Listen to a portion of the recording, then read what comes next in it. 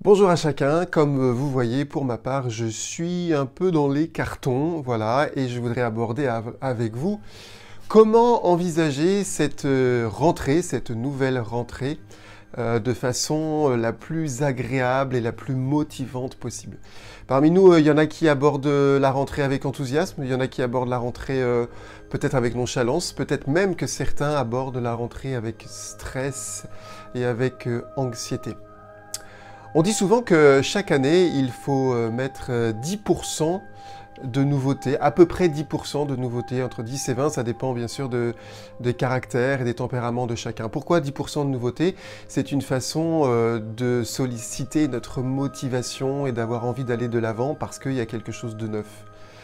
Voilà, 10% à 20%, pas trop non plus parce que ça peut générer trop de stress, donc faut trouver l'équilibre. Cette année, alors, chacun peut se poser la question, est-ce que moi, quand j'aborde cette rentrée scolaire, est-ce que j'ai mon pourcentage de nouveautés? Chez certains, c'est clair, il y a un pourcentage de nouveautés. Je pense aux plus jeunes parce qu'ils vont passer à une classe supérieure. Certains vont avoir quelque chose de nouveau dans leur travail.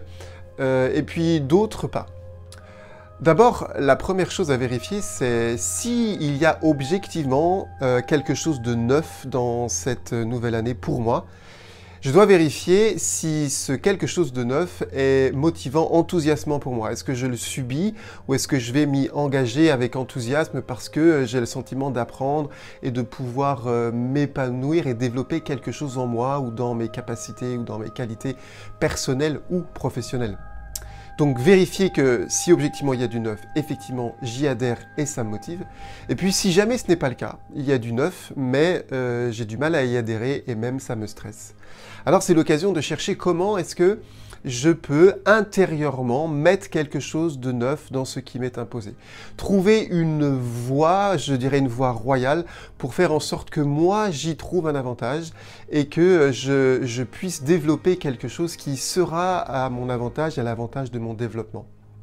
Enfin, s'il n'y a pas objectivement quelque chose de neuf dans cette rentrée, alors je suis invité à réfléchir qu'est-ce que je vais pouvoir innover, qu'est-ce que je vais pouvoir mettre de nouveau, de neuf, d'enthousiasmant pour moi. Ça peut être dans la façon d'habiter ce que j'ai à faire depuis des années. Par exemple, quelqu'un qui est à l'accueil d'une institution ou l'accueil d'un commerce ou que sais-je, peut-être travailler sur la qualité relationnelle, peut-être faire même une formation, je ne sais quoi, sur comment envisager l'autre, comment mieux accueillir l'autre. Bref, j'ai à faire quelque chose que peut-être je fais depuis plusieurs années, mais comment est-ce que intérieurement je vais me renouveler ? Et puis, si ce n'est pas dans ce que j'ai à faire depuis des années, est-ce que je ne peux pas faire quelque chose de nouveau dans mes activités de détente? Est-ce que je ne peux pas faire un sport nouveau, un art nouveau que j'ai peut-être envie de faire depuis très très longtemps? Enfin, quelque chose qui va m'enthousiasmer. Voilà le petit message de la rentrée. En fait, ce qui est quand même sympa, c'est de savoir qu'une rentrée, c'est fait pour que nous puissions progresser humainement, relationnellement, aussi dans nos compétences et nos qualités de travail.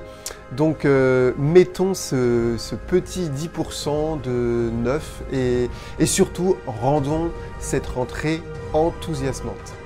Alors, bonne rentrée et faites de cette rentrée et de vous-même une bénédiction pour les autres.